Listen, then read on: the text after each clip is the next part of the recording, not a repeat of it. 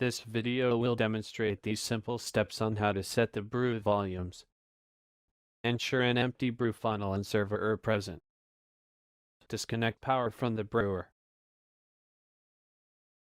Remove the panel behind the lower warmer plate.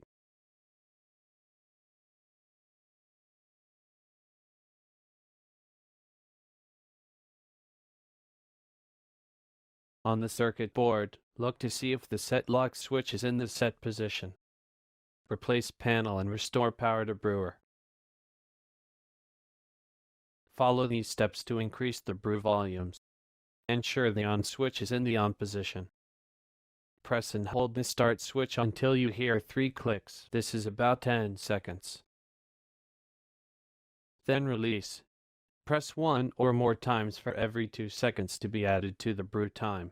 Allow the brew cycle to finish to verify the desired volume has been achieved. Follow these steps to decrease the brew volumes. Ensure the on switch is in the on position. Press and release the start switch once for every 2 seconds intervals to be removed from the total brew time. Then immediately press and hold down the start switch until 3 clicks are heard.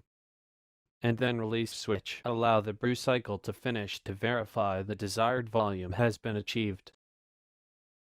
Follow these steps to set the batch size.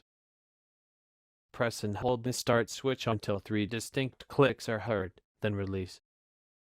View the level of the liquid being dispensed. When the desired level is reached, turn the on-off switch to off. The brewer remembers this volume and will continue to brew batches of this size until the volume setting procedure is repeated.